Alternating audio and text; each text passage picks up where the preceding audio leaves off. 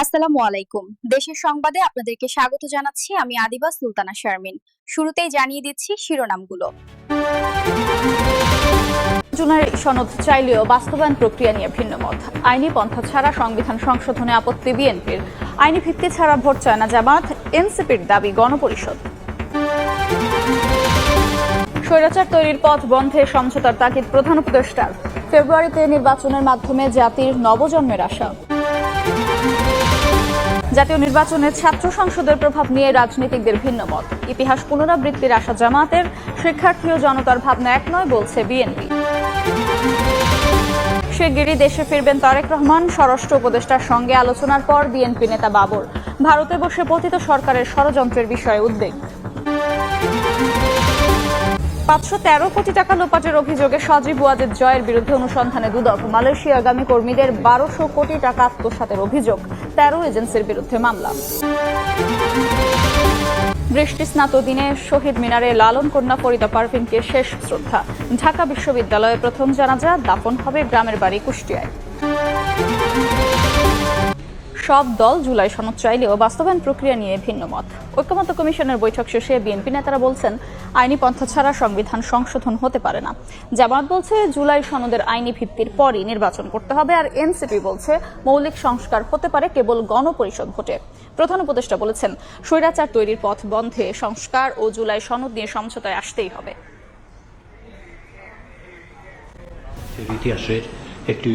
সংস্কার প্রস্তাব ও জুলাই সনদ বাস্তবায়ন প্রক্রিয়া নিয়ে রাজনৈতিক দলগুলোর সঙ্গে জাতীয় ঐকমত্য কমিশনের বৈঠক। রোববার বেলা ৩টার দিকে সভায় যোগ দেন কমিশনের সভাপতি ও প্রধান উপদেষ্টা ডক্টর মোহাম্মদ ইউনূস। আলোচনার শুরুতে রাজনৈতিক দলের নেতারা নিজ নিজ দলের অবস্থান তুলে ধরেন। পরে প্রধান উপদেষ্টা বলেন, স্বৈরাচার তৈরির সব পথ বন্ধ করতে সংস্কার ও জুলাই সনদ নিয়ে সমঝোতায় আসতেই হবে। ফেব্রুয়ারির প্রথমার্ধে নির্বাচনের মাধ্যমে জাতির নবজন্ম হবে বলেও আশা প্রকাশ করেন ডক্টর মোহাম্মদ ইউনূস। আমরা বারে বারে বলছি, ফেব্রুয়ারিতে নির্বাচন হবে, ফেব্রুয়ারির প্রথমার্ধে নির্বাচন হবে। সেই নির্বাচন মহোৎসবের নির্বাচন হবে। সব পথঘাট বন্ধ করা, স্বৈরাচার আর কোন দিক থেকে যেন বাইরে আসতে না পারে আমাদের, এইটি আর কিচ্ছু না। তো সেই স্বৈরাচারকে বন্ধ করতে হলে আমাদেরকে সব একমত হয়ে এটা করতে হবে। দ্বিমতের কোনো জায়গা এখানে নাই। একান্ত আবেদন, যখনই আপনি এই সনদ করবেন, কোলাকুলি করে যে হ্যাঁ আমরা একমত হয়ে গেছি। বৈঠক শেষে জামায়াত জানায়, সব সংস্কারই সম্ভব হবে যদি জুলাই সনদের ভিত্তিতে নির্বাচন হয়। কেউ না মানলে তাদের নির্বাচনে অযোগ্য করার প্রস্তাব দলটির। আর এনসিপি জানায়, মৌলিক সংস্কার শুধুমাত্র গণপরিষদ নির্বাচনের মাধ্যমেই টেকসই করা সম্ভব। কোনো কারণে যেন নির্বাচন ভণ্ডুল না হয়, সরকারকে সে বিষয়ে সতর্ক থাকার পরামর্শ বাম দলগুলোর। জুলাই সনদের ৮৪টি পয়েন্টের মধ্যে ৪৩টি বিষয়ই সংবিধানের সাথে সম্পর্কিত এবং এতে করে সংবিধানের মৌলিক পরিবর্তন সাধিত হবে। সংবিধানের নেচার, ক্যারেক্টার এবং প্রত্যেকটা জায়গাতেই যে বড় ধরনের পরিবর্তনগুলো সাধিত হবে, সেটাকে শুধুমাত্রই একটি গণপরিষদের মধ্য দিয়ে সেটাকে টেকসই করা সম্ভবপর। আমরা এটাও বলেছি, আমরা ফেব্রুয়ারিতে নির্বাচন চাই। ফেব্রুয়ারি নির্বাচন হইতে হবে, জুলাই সনদের আইনি ভিত্তি রচনা করে তার ভিত্তিতে নির্বাচন করতে হবে। এটাকে আমরা কারণ হিসাবে ধরে বা অজুহাত হিসাবে বিবেচনা করে নির্বাচিত সরকারের জন্য মানুষের যে বিপুল প্রত্যাশা, মানুষ যেভাবে মুখিয়ে আছে, সেই নির্বাচন কোনোভাবেই যাতে ভণ্ডুল হয়ে না যায়। বিএনপি বলছে, জুলাই সনদ বাস্তবায়ন হতে হবে আইনি পন্থায়। প্রয়োজনে বিচার বিভাগের পরামর্শ নেওয়ার প্রস্তাব নেতাদের।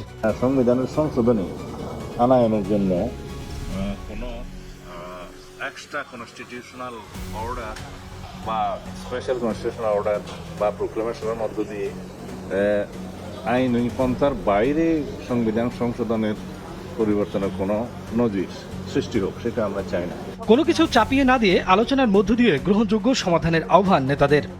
মতাদর্শের ঊর্ধ্বে গিয়ে সবাইকে সঙ্গে নিয়ে কাজ করার প্রতিশ্রুতি দিয়েছে ডাকসুর নতুন নেতৃত্ব। কার্যনির্বাহী পরিষদের প্রথম আনুষ্ঠানিক সভায় আগামী ১ বছরের জন্য প্রতিনিধিদের ভূমিকা কি হবে তা নিয়ে পরিকল্পনা গ্রহণের সিদ্ধান্ত নেওয়া হয়েছে। এছাড়া ডাকসু থেকে যে ৫ জন সিনেট সদস্য হতে যাচ্ছেন ঘোষণা করা হয়েছে তাদের নামও। অর্ধযুগ পর নতুন ছাত্র সংসদ পেয়েছে ঢাকা বিশ্ববিদ্যালয়। রোববার সকালে অনুষ্ঠিত হয় ডাকসুর প্রথম কার্যনির্বাহী পরিষদের সভা। বিশ্ববিদ্যালয়ের প্রশাসনিক ভবনে উপাচার্য ও ডাকসু সভাপতি ডক্টর নিয়াজ আহমেদ খানের সভাপতিত্বে উপস্থিত ছিলেন নবনির্বাচিত ভিপিজিএস সহ ডাকসুর কার্যনির্বাহী পরিষদের সদস্যরা। সভায় আলোচিত বিষয় ও বিভিন্ন সিদ্ধান্তের কথা জানান জিএস এস এম ফরহাদ। বলেন, রাজনৈতিক ভেদাভেদের ঊর্ধ্বে গিয়ে সব মতাদর্শের শিক্ষার্থীদের সঙ্গে নিয়ে কাজ করার সিদ্ধান্ত নেওয়া হয়েছে। আগামী 1 বছরে পরিষদের সব সদস্যের কি ভূমিকা হবে সেটি নিয়ে কার্যনির্বাহী পরিকল্পনা গ্রহণের সিদ্ধান্ত নেওয়া হয়েছে। যে মতেরই থাকি না কেন, যে দলের যে মতের যে চিন্তার পার্সোনাল যা থাকুক না কেন, আমরা সবকিছু পেছনে রেখে শিক্ষার্থীদের প্রতিনিধিত্ব করে শিক্ষার্থীদের ভয়েসগুলো রেজ করতে চাই, শিক্ষার্থীদের জন্য কাজ করতে চাই, সবার প্রতিনিধি হয়, সবাইকে ধারণ করে। নবনির্বাচিত ভিপি সাদিক কায়েম বলেন, ডাকসু নির্বাচনে কারো জয় পরাজয় হয়নি, বরং নির্বাচন হওয়ায় বিজয় হয়েছে সবার। বিজয় হয়েছে জুলাইয়ের। আমরা নির্বাচনের আগে যেভাবে রুট নিয়েছিলাম, আমরা এখনো ডাকসু থেকে সিনেটের 5 জন সদস্য কে হবেন তা ঘোষণা করেন GS S M Farhad. VP, GS, AGS সহ সদস্যদের মধ্যে সর্বোচ্চ ভোটপ্রাপ্ত সাবিকুন্নাহার তামান্না এবং অনাবাসিকদের প্রতিনিধিত্ব নিশ্চিত করতে পরিবহন সম্পাদক আসিফ আব্দুল্লাহ হবেন সিন্ডিকেট মেম্বার। এছাড়াও ডাকসুর কোষাধ্যক্ষের দায়িত্ব কে নেবেন তা নিয়ে দ্রুতই সিদ্ধান্ত নেওয়া হবে। 33 বছর পর নির্বাচিত নেতৃত্ব পেয়ে উচ্ছ্বসিত জাহাঙ্গীরনগর বিশ্ববিদ্যালয়ের শিক্ষার্থীরা। ক্যাম্পাস থেকে লেজুর ভিত্তিক রাজনৈতিক কর্মকাণ্ড নির্মূলের আশা প্রকাশ করেছেন ভিপি, আর শিক্ষার্থীদের স্বপ্নের ক্যাম্পাস করার প্রত্যাশা জিএসের। 33 বছর পর হলো জাকসু নির্বাচন। নানা শঙ্কা আর নাটকীয়তার পর শিক্ষার্থীদের নতুন নেতৃত্ব জাহাঙ্গীরনগর বিশ্ববিদ্যালয়ে। ফল ঘোষণার পরদিন রোববার বৃষ্টিস্নাত ক্যাম্পাসে দুপুরের পর থেকেই দেখা মেলে শিক্ষার্থীদের পদচারণা। নিজেদের ভোটের প্রতিনিধি নির্বাচিত করতে পেরে উচ্ছ্বসিত তারা। প্রত্যাশা, ঐতিহ্য ও সংস্কৃতি ধরে রেখে শিক্ষার্থী বান্ধব ক্যাম্পাস তৈরিতে কাজ করবেন নবনির্বাচিত জাকসু সদস্যরা। আমরা একটা আশা নিয়ে ওনাদের ভোট দিয়েছি, আমাদের ভোটে বেশিরভাগই জয়যুক্ত হয়েছে। আমরা আশা করবো ওনারা ওনাদের ইস্তেহারগুলো ঠিক মতো যাতে পালন করে। লেজুর ভিত্তিক হচ্ছে রাজনীতি এবং সেই সাথে জাহাঙ্গীরনগরের যে সংস্কৃতিটা রয়েছে সেটা যাতে খুব ভালোভাবে সংরক্ষিত হয়। নবনির্বাচিত জিএস জানান, সব দলমত সঙ্গে নিয়েই কাজ করতে চান তারা। সেই সঙ্গে শিক্ষার্থীদের একাডেমিক কার্যক্রমকে গুরুত্ব দিয়ে কাজ করার প্রত্যাশা তার। সকল মত দলের পার্থক্য রয়েছে, সবার জন্য আমাদের কাজ করার চাহিদা তৈরি হয়েছে এবং আমরা যেহেতু নিজেদের সাংগঠনিক কাঠামো কিংবা কর্মপরিধি দ্বারা সেটি আসলে এর আগেও প্রমাণ করেছি, আমরা আশাবাদ ব্যক্ত করছি যে তারা তাদের নিজস্ব পরিসরকে আরো এনহান্স করার ক্ষেত্রে আমাদেরকে পাশে পাবে। ক্যাম্পাস থেকে লেজুর ভিত্তিক রাজনৈতিক কর্মকাণ্ড নির্মূলের প্রত্যাশা নতুন ভিপির। আগামী 1 বছর শুধুই শিক্ষার্থীদের জন্য কাজ করার লক্ষ্য তার। এই ক্যাম্পাসে নিরাপদ এবং যে শিক্ষার্থী বান্ধব ক্যাম্পাস হিসেবে গড়ে তোলার জন্য আমাদের প্রথম কাজ হবে দলীয় যে লেজুর ভিত্তিক রাজনীতি চর্চা হয় সেই চর্চাটি বন্ধ করতে হবে। আমি চেষ্টা করব দলমতের বাইরে গিয়ে সবাইকে নিয়ে একটি নতুন জাহাঙ্গীরনগর বিনির্মাণের জন্য সকলকে সাথে নিয়ে কাজ করতে। সোমবার ক্যাম্পাস কার্যক্রম শুরুর পর নতুন কর্মপরিকল্পনা করা হবে বলে জানান নবনির্বাচিতরা। ডাকসু জাকসুর ফলের প্রভাব জাতীয় রাজনীতিতে পড়বে কিনা তা নিয়ে ভিন্ন মত রয়েছে বিএনপি ও জামায়াতের। ঐতিহাসিক প্রেক্ষাপট টেনে আশাবাদী জামাত নেতারা বলছেন, ডাকসুর প্রভাব যে জাতীয় নির্বাচনের পরে তার বড় নজির 70-এর নির্বাচনে আওয়ামী লীগের জয় ও 91-এ বিএনপির সরকার গঠন, যার পুনরাবৃত্তি ঘটতে পারে এবারও। তবে বিএনপি নেতারা বলছেন, বর্তমান বাস্তবতায় ছাত্র সংসদের ফলাফল তেমন প্রভাব ফেলবে না সামগ্রিক রাজনীতিতে। ফারুক ভূঁইয়া, রবিনের রিপোর্ট। অর্ধযুগ পর গত মঙ্গলবার অনুষ্ঠিত ঢাকা বিশ্ববিদ্যালয় কেন্দ্রীয় ছাত্র সংসদ ডাকসু নির্বাচনের ফলাফল ঘিরে নানা পর্যালোচনা বিশ্লেষণ রাজনৈতিক অঙ্গনে। এবারের নির্বাচনে ডাকসুতে কেবল প্রথমবারের মতো জয়ই নয়, সব মহলকে চমকে দিয়ে 28 পদের 23টিতে নির্বাচিত হয়েছে শিবির সমর্থিত প্যানেল।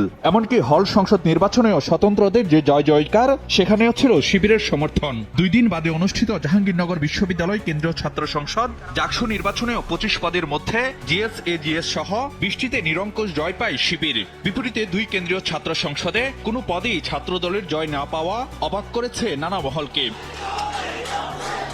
দেশের গুরুত্বপূর্ণ 2 বিশ্ববিদ্যালয়ে নিজেদের ছাত্র সংগঠনের সাফল্যে আগামী নির্বাচনে বাড়তি সুবিধা পাওয়ার আশায় জামায়াত। আমরা আশা করছি আগামী দিনের নির্বাচন সহ জাতীয় রাজনীতিতে ডাকসু একটা অনিবার্য একটা প্রভাব লক্ষ্য করা যাচ্ছে। যদিও কারচুপি প্রশাসনের পক্ষপাত সহ ডাকসু জাকসুতে নানা অনিয়মের অভিযোগ তুলেছে ছাত্রদল। জাতীয় রাজনীতিতে এসব নির্বাচনের প্রভাব কেমন পড়বে তা নিয়ে জামায়াতের বিপরীত অবস্থানে ছাত্রদলের অভিভাবক সংগঠন বিএনপি। আমরা মনে করি যে জনগণের চাহিদা একরকম, ছাত্রদের চাহিদা অন্যরকম, সুতরাং ছাত্রদের নির্বাচন দিয়ে তাদের জাতীয় নির্বাচনের কোনো এই ধরনের বিচার বিশ্লেষণ বা প্রভাব পড়বে কিনা এটা আমার মনে হয়।